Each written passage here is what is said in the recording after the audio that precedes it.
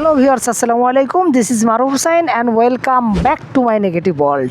তো আমরা এখন আছি যশোর সেনানিবাস চিলাকোঠার সামনে এবং আমার বাম প্রান্তে আছে যশোর ক্যান্টনমেন্ট কলেজ।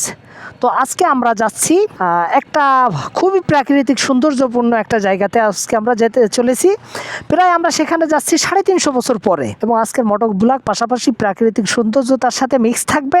সব কিছু মিলায় আজকের ভ্লগটা খুবই সৌন্দর্য একটা ভ্লগ হইতে চলেছে। আশা করছি আপনারা শেষ পর্যন্ত থেকে পুরোটা টাইম এনজয় করবেন আমাদের সাথে। ধন্যবাদ।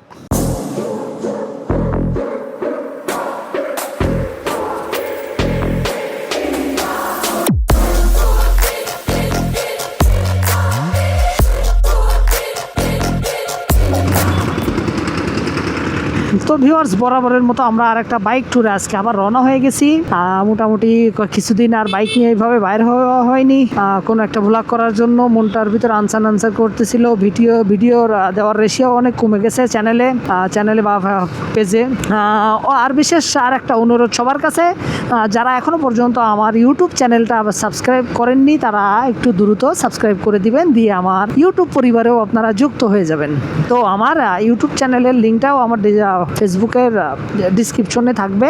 আর ডিসক্রিপশনে বলতে কি আমি কমেন্ট বক্সে দিয়ে দেবো।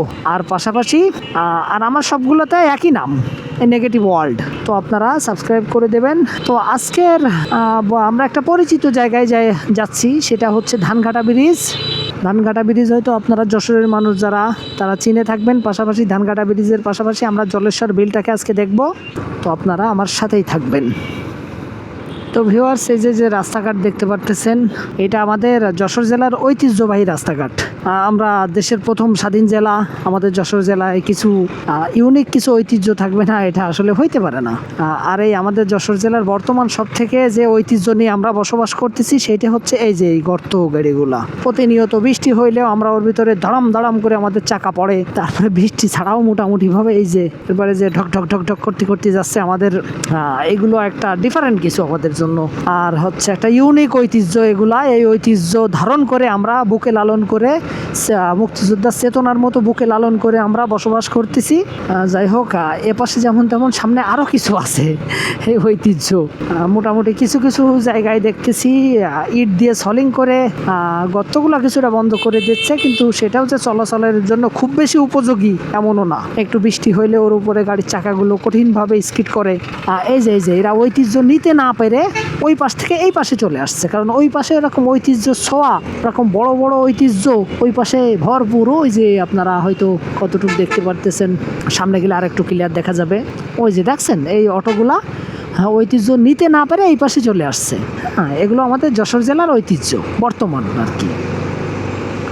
আর এই ভাঙাচোড়ার কারণে এই দেখেন ওই টায়ারের মানে ট্রাকের টায়ার দিয়ে ঐতিহ্য ছড়াচ্ছে, যেগুলো আমাদের নাক মুখ দিয়ে ওই ঐতিহ্যগুলো আমাদের একদম শরীরের ভিতর চলে যাচ্ছে। যে ওভারটেক করবো তাও নেই, সে সুযোগও নাই।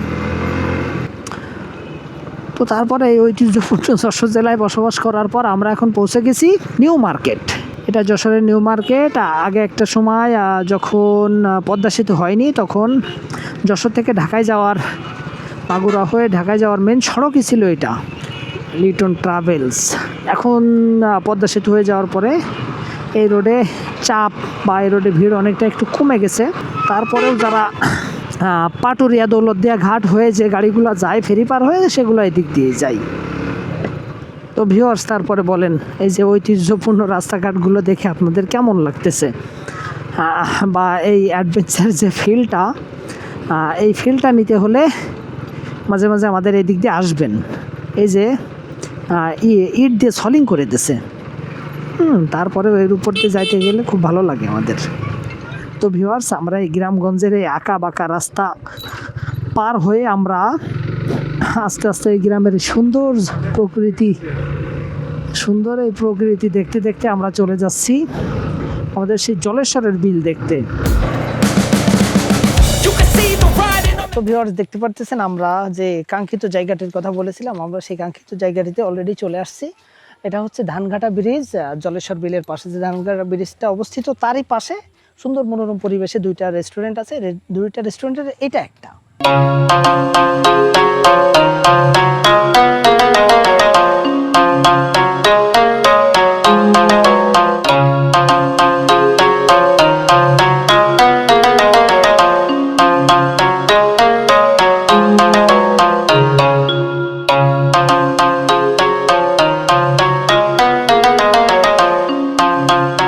ধানঘাটা ব্রিজ, এটি যশোর সদর উপজেলার ফতেপুর ইউনিয়নের তালবাড়িয়াতে অবস্থিত। এটি গ্রামের মাঝে বড় বড় মাঠ ও ছোট নদীর উপর অবস্থিত একটি আদি ধরনের সেতু, যা স্থানীয় পর্যটন ও ফটোশুটের জন্য জনপ্রিয়। গ্রামীণ পরিবেশ, ধান ভরা মাঠের মাঝে সেতু হওয়ায় গোধূলি ও সূর্যোদয়ের দৃশ্যগুলো খুব সুন্দর দেখা যায়। আশেপাশে ছোট ছোট রেস্টুরেন্টও হয়েছে।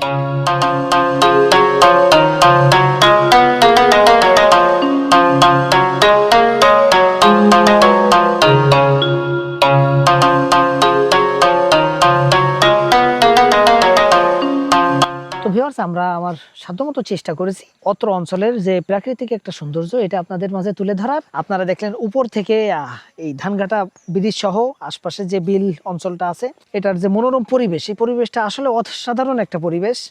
এটা এখান থেকে আমরা সরাসরি চোখে দেখে আমাদের আরো ভালো লাগতেছে। আপনারা ক্যামেরার মাধ্যমে দেখলেন, আপনারা মোটামুটি অবসর সময়গুলোতে এরকম কিছু পরিবেশে আপনারা ঘুরবেন, মনে একটা অন্যরকম প্রশান্তি ফিল হবে। তো এখানে আসে আমরা এখানে সুন্দর একটা রেস্টুরেন্ট আছে, রেস্টুরেন্টটাও খুব মনোরম পরিবেশ, অনেকটা নিরিবিলি যে পরিবেশ আপনারা দেখতে পারতেছেন। আর এখানে আমরা অলরেডি খাবারের জন্য অর্ডার দিয়েছিলাম। এখানে এই যে বার্গারের পাশাপাশি যে ফ্রেঞ্চ ফ্রাইয়ের পাশাপাশি এই যে ভুড়ি উঁচু করে বসে আছে এই লোকটা। আর আপনারা হয়তো এর আগেও কিছু ভিডিওতে এই লোকটারে দেখছেন। আর আমি যেখানেই যাই কিভাবে কাকতালীয় ভাবে সে লোক ওই জায়গায় চলে আসে। আপনারা হয়তো বলতে পারেন যে ঘন ঘন এই লোকটাই কেন ইন্টারভিউ আপনি নেন। হ্যাঁ, কারণ এর আগেও দেখা গেল এক জায়গায় ওই যে বেজেরডাঙ্গা মুসলিম হোটেলে আমরা গোশ খাইতে গেছিলাম, যাই দেখি সেই লোক আমাদের টেবিলেই বসে গেছে। পরে তার কিছু ইন্টারভিউ নিয়েছিলাম। হ্যাঁ, তো ভিউয়ার্স, এই আমরা আমাদের এখানে মোটামুটি খাওয়া দাওয়া শেষ করলাম। কিছুক্ষণ আমরা এখানে খাওয়া দাওয়া করে এখন এই যে সন্ধ্যার যে প্রাকৃতিক একটা ভিউ বা সন্ধ্যার প্রাকৃতিক যে ফিলিং, এই ফিলটা নিয়ে আমরা এখন আমাদের বাসার দিকে চলে যাব। তো সুন্দর একটা বিকাল কাটাইলাম আজকে ভাই ব্রাদারের সাথে আর এই প্রকৃতির মাঝে। আজকের বিকালটা সত্যিই খুবই দারুণ ছিল। এখন বিকাল শেষ হয়ে প্রায় সন্ধ্যা হইতে যাচ্ছে। তো আজকের মতো এখান থেকে আমরা আজকে প্রস্থান করব। তো আগামীতে আবারও কোনো একটা সুন্দর একটা ভিডিওতে আপনাদের সাথে দেখা হবে। সে পর্যন্ত সবাই ভালো থাকবেন, সুস্থ থাকবেন, আমার জন্য দোয়া করবেন।